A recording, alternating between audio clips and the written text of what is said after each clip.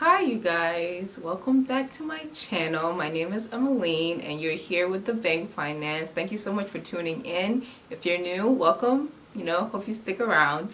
And if you're not, thank you for coming back. Let's see what we get into today. Okay, let's go. So, today I am coming back with a video about 10 ways you know you're improving your financial situation. We're going to work on the title, but let's get into it. So, as I started on my financial, what are we going to call it? Financial health journey, improving my financial health. As I've started on this journey, I definitely was a bit frantic about where I was financially, right? Like it kind of just all hits you like a ton of bricks. Like you just realize you're flailing in the deep and you don't know where you're going, and you just like you start opening your eyes and just seeing you're not doing what you're supposed to do, right? And so as I started on this journey, I was definitely feeling that way. And I kind of wanted to get a guide on basically a health check. Let's just put it that way, a health check. Like where am I really at, right? And so I was scrolling around the internet as I usually do, and I found an article that was published by, I think the name is Unexpectedly. Let me go back and check. I know I had this one down. Let's see. Yeah, so the name was Unexpectedly Domestic, right? So I found this article on Pinterest and I started reading it, and I'm vaguely familiar just from the brief reading I did. She's a blogger that blogs about home life, about financial improvement, and things like that. And so I just read the article and I was like, oh, this is a great barometer to kind of check myself against to see like if I'm really getting somewhere with this journey that I've started embarking on, right?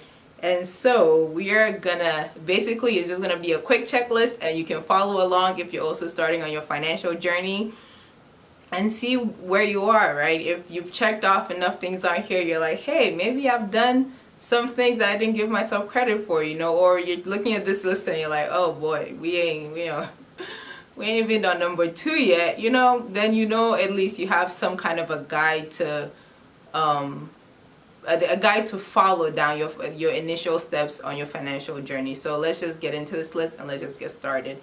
So the first thing that her article basically should suggest, we're going to learn how to talk in this video. The first thing her article suggests is to check your credit score and your credit report. And so I will give myself a check on this because I actually have already done that. I use Experian and their app to basically check my credit score and especially my credit report to make sure there are no negative reports on there. There are no random, collections that have reported without my knowledge. I know what all my credit inquiries are and where they're from and where they will fall off my record so my score can go up. So that's definitely one thing that I have done. That was probably like 2 months ago. And so again, if you can get into the Experian app, that is a really great tool to use to do something like that. And also, I know Equifax is the other credit reporting bureau, and TransUnion is a credit reporting bureau.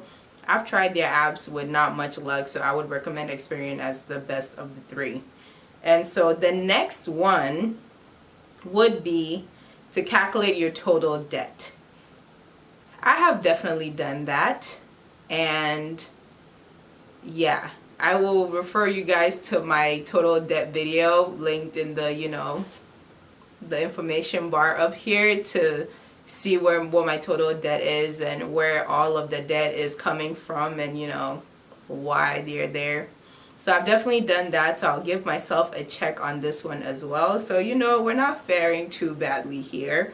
The next step she recommends is to define your financial goals. And so my financial goals, I feel like I've started getting a handle on them this year. Like I would always tell myself, well, I'll pay off my debt and I'll save off money. I'll save off money. I would save some money, right? I never really put any actionable items next to those goals. Like it was just like, we'll pay off the debt and we'll save money, right?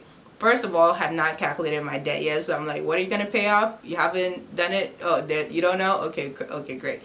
And so now that I've, you know, calculated all my total debt, my financial plan right now is very simple, and it's, you know, allocated by date, by amount that I'm going to put towards what. Basically right now is to pay off all my credit card debt and as much of my other debt as possible.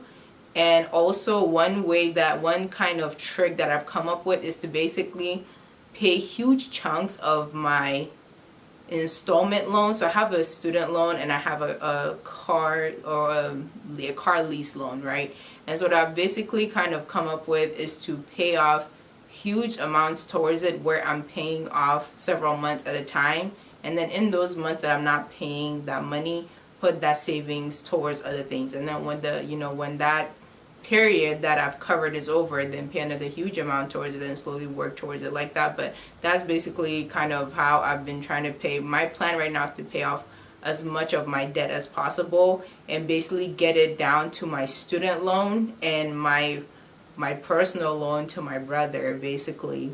And once I have those down, those are like the two biggest amounts that I owe, and then pay those off slowly in the next year while I try to build up my savings. So this year is dedicated to debt payments and paying off debt. Next year is dedicated towards saving money. And so that's my financial plan right now.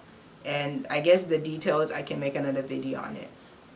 So the next step she recommends is establishing a budget. And so if you've watched any of my budgeting videos, this is something that I've done. Actually, I use the app Bills Manager on the App Store. Phenomenal app. Cannot recommend it. You know, I cannot sing enough praises about it, honestly. And so I use that app to track my budget. Now, I think there's a difference between establishing a budget and following a budget. And of course, that's where my struggle comes in, because I'll always pay my bills, but then after that, it's like ball out, you know? And so for me, following a budget, it would be the kind of under tiny asterisk goal that I would put here to kind of, that's where my challenge would be, is actually following and maintaining the budget. Writing it down, that's easy, right? So yeah. So I would give myself a check for this one, but like half a check if we're going to be honest. And then the next step she recommends is to open a savings account or to start saving. I opened a savings account a few days ago. Now, I've had a savings account before, but it was very much a savings account where I would put the money in and literally days later just take it out and then end up being penalized for taking it out, and it was just a mess. So I closed it because I'm like, I don't save. Let me be real with myself. And so I finally open the savings account that I know I will actually not touch the money in there. There's a very humble amount of money in there right now, but the goal is to just start, right? So just start and just keep going. So that I would definitely give myself a check for as well. And the next step she recommends is to stop using your credit cards. Now, I am in the process of paying my credit cards off right now, and so I can give myself a check for this just because I've paid a lot of them off and have not gone back to use them. But I think this is definitely a long-term goal or a long-term item, right? It's a long-term item to constantly go back and check, because I have a feeling I might need to use my credit cards. But so again, I'll give myself a half of a check for this. So yeah, half a check. But right now it would be a full check. I just know just down, especially later on down the line this year, I might just have to put something on my credit card and just pay it off, you know, in a few months. So yeah, that's a check for now. And then the next thing she mentions is to stop overspending. I am a big overspender. Like, I won't even come on here and lie. Like I said, once I take care of my responsibilities, I just look at the rest of my cash flow as like, what are we doing? Like, what can we get into, you know? And so this is one that is definitely, I cannot check this off at all. Like, I think for majority of my budgets this year, I've come in on the red just because of shenanigans and, you know, lack of I wouldn't say lack of foreplanning. I foreplan for my planned expenses, but then the variable ones, I'm like, well, everything that needs to be taken care of has been taken care of, so do what you gotta do. So I think what I need to do is just plan better for whatever extra money is left over, just so it doesn't become like a free-for-all. So I definitely cannot check this one off. And then her next suggestion is to cut back on living expenses. I think I've been able to do that actually. Just one, with Corona coming, there really isn't anywhere you can go. Like I'm a person that likes to shop in person. I like to go touch things and feel them. And so with, you know, everything being shut down, I've just, you know, kind of been really good about cutting back on my living expenses, because you can't go anywhere, you know. And then also, but my living expenses that did increase with obviously the light bill and the, you know, the heater and all that stuff, because if I'm indoors all day, guess what we're doing? All the lights are on and we're watching Netflix and we're eating and we're microwaving, and yeah, so that went up a bit higher, but it was definitely offset by the fact that like I just couldn't leave my house to spend. And even now that things are opening back up, with all the financial knowledge I've been getting from all these videos, I've been very stringent on myself about the things I spend my money on. So I can definitely say I have been cutting back on my living expenses. So shout out to me, okay? I'll give myself a check for this one as well.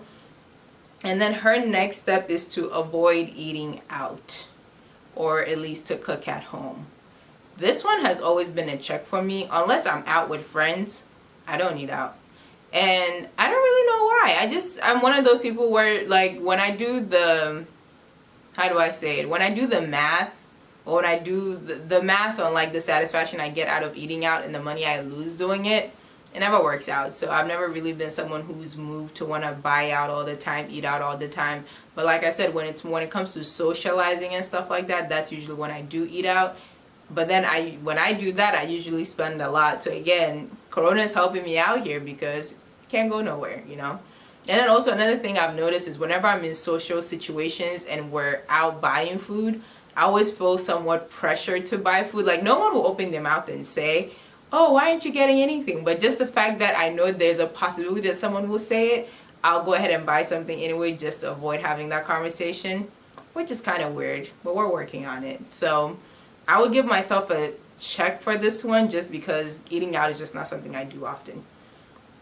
And then the next tip that she has is, or the next suggestion, or, you know, thing you should check to see if you're doing, is if you have additional streams of income.